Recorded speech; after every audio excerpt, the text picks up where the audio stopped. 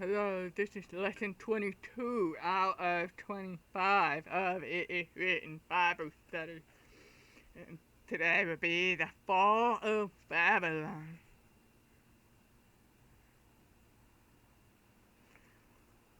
Remember, if you are overwhelmed, please do stop the video and I'll come back to it later when it's most convenient for you. Alright, let's go.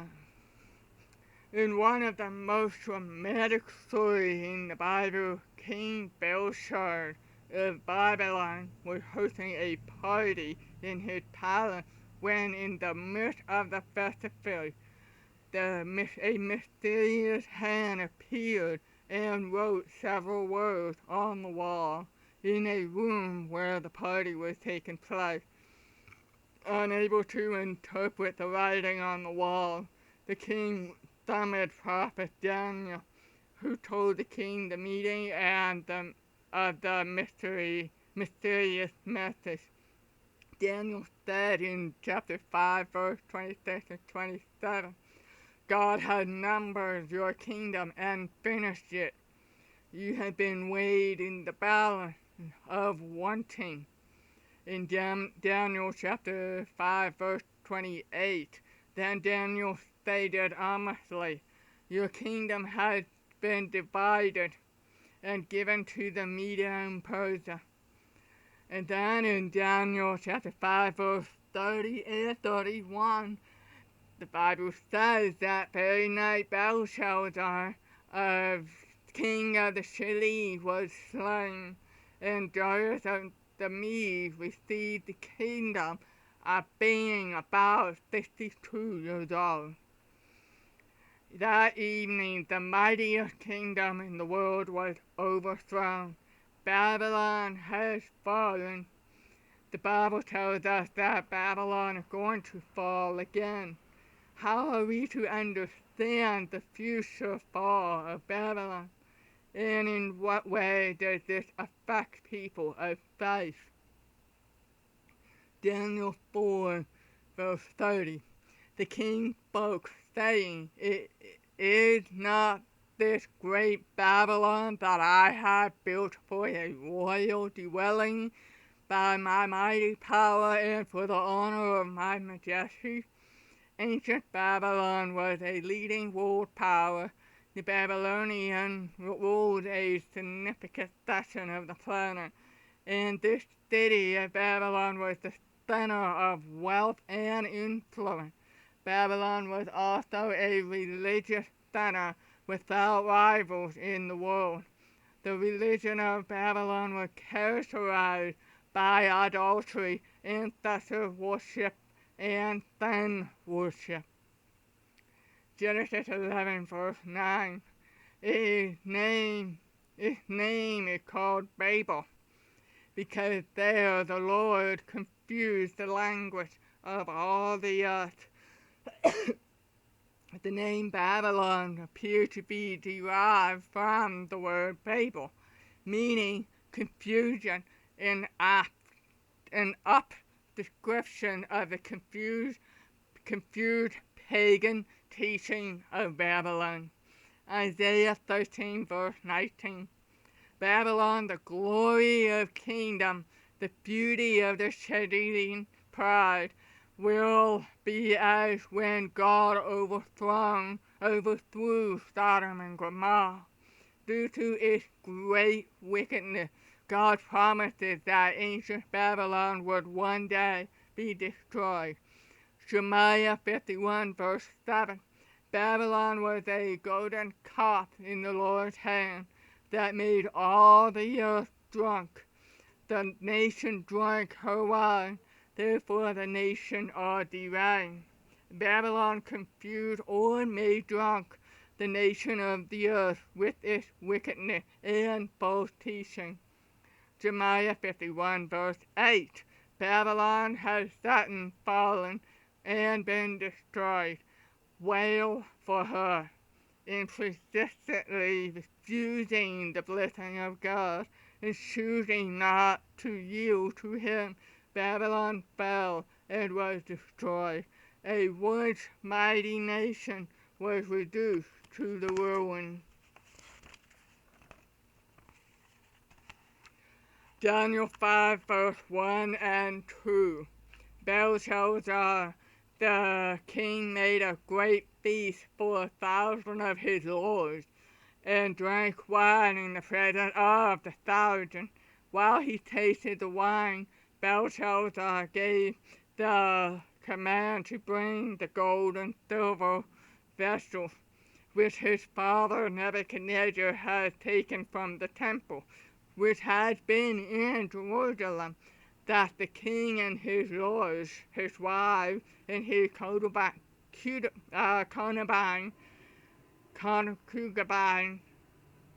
might drink from them. While the armies of the Persians were gathering outside the gate of the city, the king of Babylon hosted a lavish party, during which he drank wine from the holy worship vessel stolen from the temple of God in Jerusalem. The pagan king defied God, the God of the heaven, by decreating the holy item intended by God for use in true worship.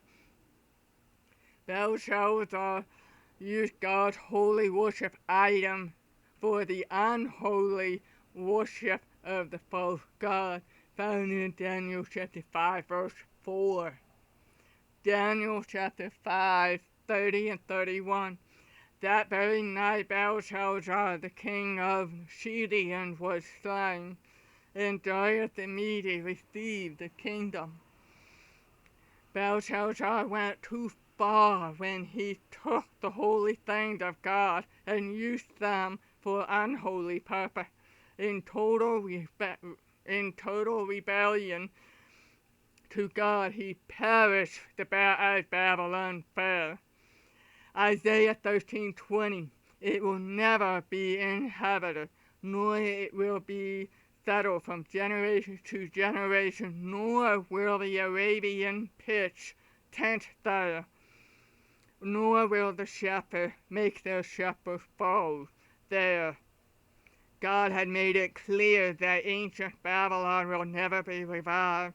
Therefore, the Babylon of the book of Revelation will not be revived. Little Babylon. The Babylon of the book of Revelation is a spiritual Babylon. Revelation 17 verse 18. To the woman whom you saw in that great city, which reigned over the kings of the earth. Revelation 17:5. On her forehead a name is written, Mystery Babylon the Great, the mother of harlot and of the abomination of the earth. In the book of Revelation, spiritual Babylon is represented in two ways as a city.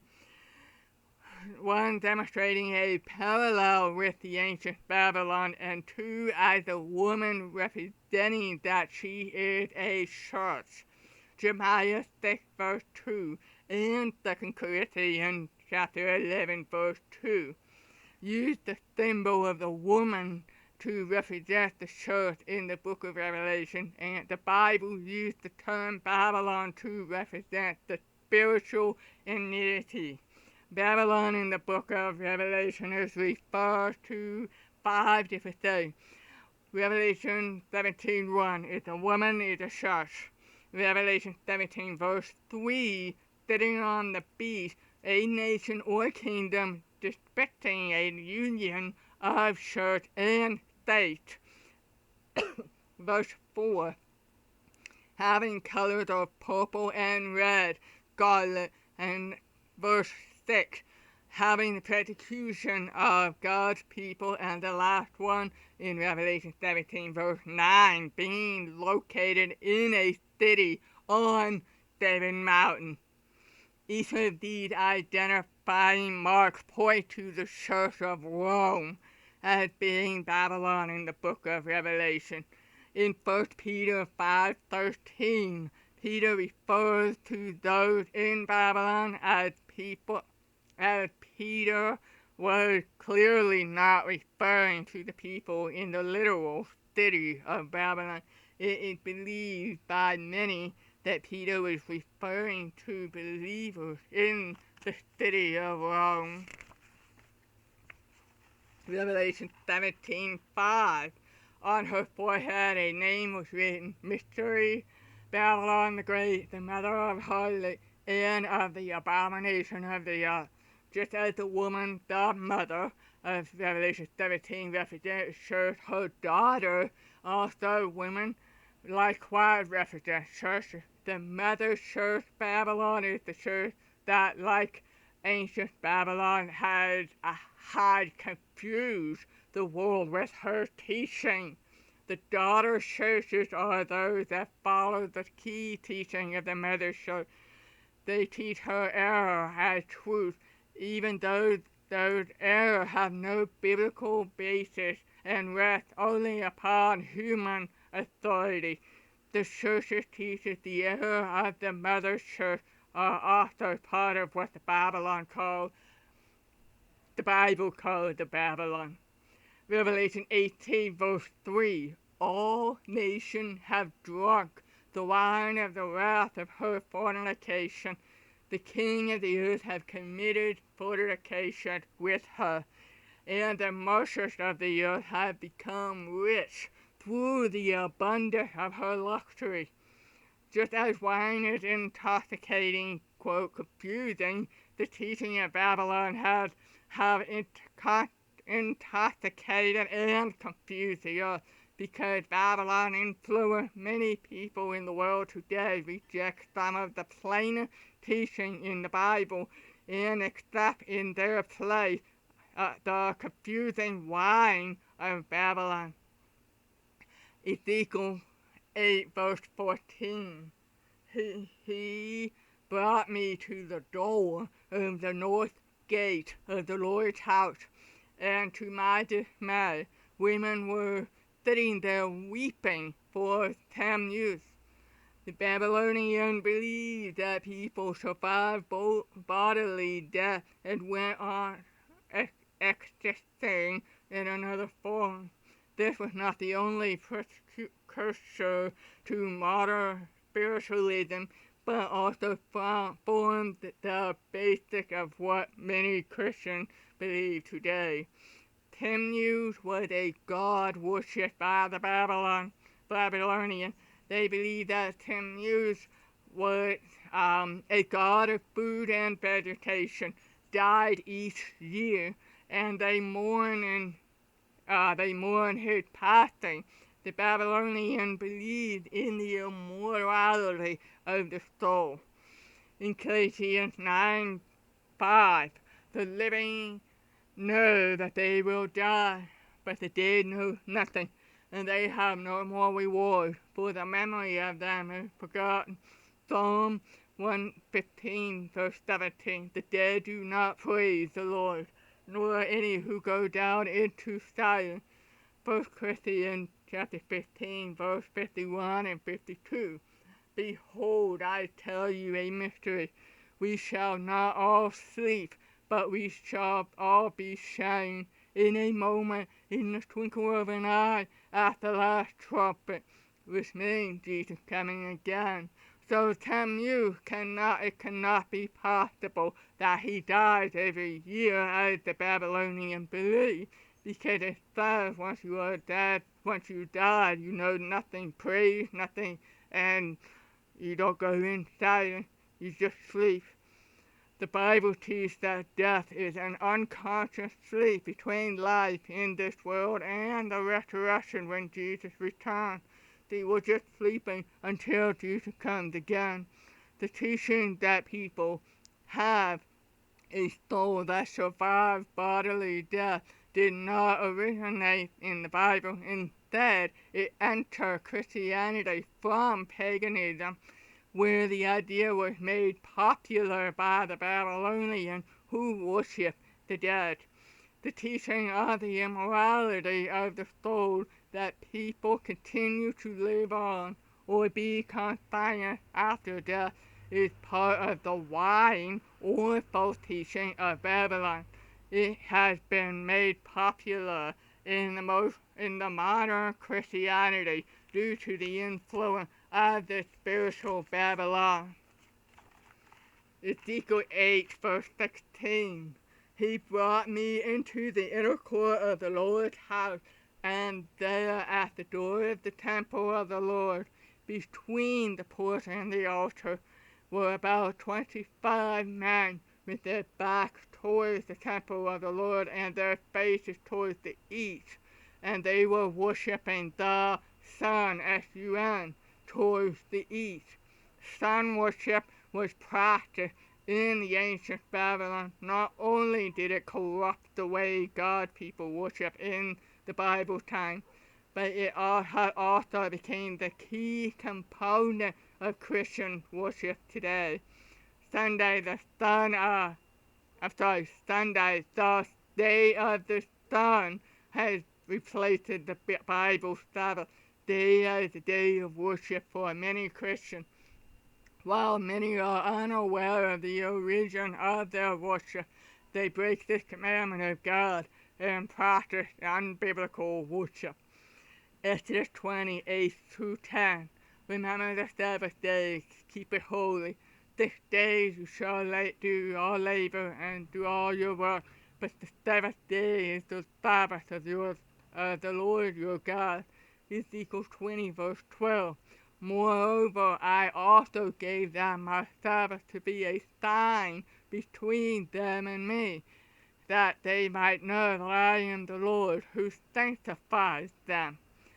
God gave the humanity the seventh-day Sabbath as a memorial of His power to create and recreate. The Sabbath was kept not only by the patriarchs and the prophets, but by Jesus' disciples and the early Christian church of the New Testament. As Jesus said, the Sabbath was made for man. Mark 2 verse 27.